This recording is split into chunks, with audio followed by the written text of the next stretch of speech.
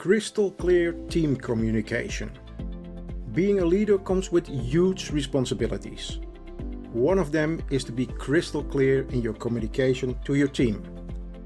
I don't know about your experiences with other leaders, but we all immediately recognize the examples of bad leadership in just a matter of seconds and never forget it. We also recognize the examples of great leaders, which happen to be a rare breed. Are you a leader coming from within the team? And are you still the person you have always been, or did you now suddenly change your normal attitude? Now, if you have been promoted from the group into a leadership role, it doesn't mean you suddenly need to start yelling. Any leaders that think they need to shout to their staff and bang the table each day of the week will always weaken their own position and will disengage the entire team. Whatever the steps people make in becoming a leader, and regardless if they come from inside or from outside the organization, there's no guarantee for being a good or a bad leader. Probably you have seen a number of bad examples of the type of leaders that know no better way than blaming other people and buzzing them around. If this is the only kind of leadership you have experienced, it's very likely that you cannot appreciate this type of leaders. In many cases, these leaders operate from a one-way communication approach.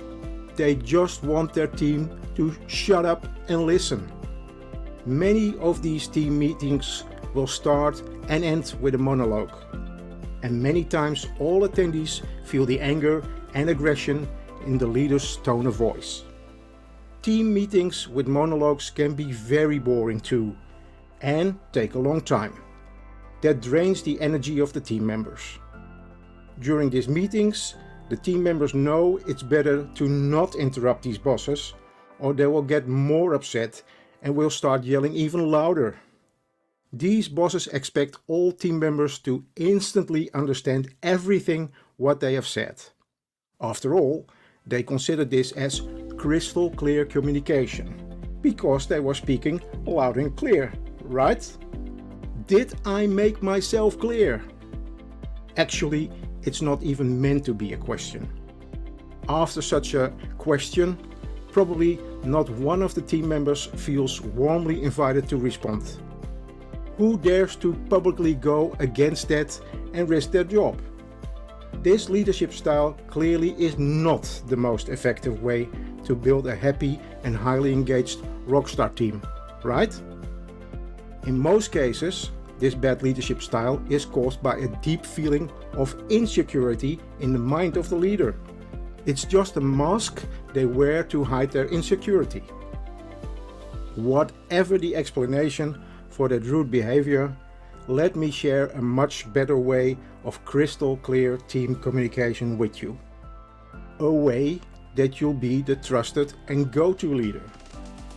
This will enable you and the rest of the team to get amazing team results, even under the most difficult business conditions. Without being aggressive, without yelling, without twisting people's arms. Because self-confident leaders embrace a two-way communication. Self-confident leaders are not scared to talk a lot less than the megaphone type of bosses. They actually stimulate the team members to do most of the talking. Actually, this is another great example of the famous and proven 80-20% rule in business. 80% of the talking is for the team and 20% for the leader. Because one of the little known secrets to amazing leadership success is to listen. Listen is another word for silent, written in another way. Listen for the full 100%. Good listening is the most important element in crystal clear team communication. It's not about the talking part, it's all about the listening part, so you really show interest in understanding the other person. Talking is only repeating your own ideas over and over again. Speaking is silver, silence is golden. So, listen closely to your team members. How else will you be able to understand what is happening on the work floor? Listening to your team members or other people in general will get you new insights, new ideas, new points of view, and new aha moments. Things you may never have thought of yourself. That's especially important for the teams of all those leaders that are disconnected from their team. Disconnected because so many leaders don't look any further than the walls of their own office, their own bubble, their own fishbowl. As you will know, most leaders are not sitting and working in the same space as their team members.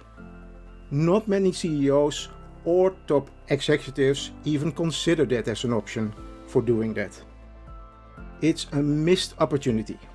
Their team members would be a perfect sounding board because they are the soldiers doing the heavy lifting in the front line day after day. However, in many companies, building a true connection with team members is never happening because it has never been one of the bullet points on the list of priorities. Trust me when I tell you that doing the unthinkable will get you the results you're after. Make the difference and be the difference in building and nurturing a valuable relationship with your team members. Establishing a safe environment between leader and team members first is an absolute must. From now on, change the meaning of CEO for your team into Corporate Engagement Officer. Coach, mentor, and inspire your team. Offer them the possibilities to further develop their skills. That will make you a much better leader. If you find this interesting, subscribe to my channel so you don't miss any golden nuggets. Go to Winning Business Teams Worldwide. Click the subscribe button below this video now. Thank you.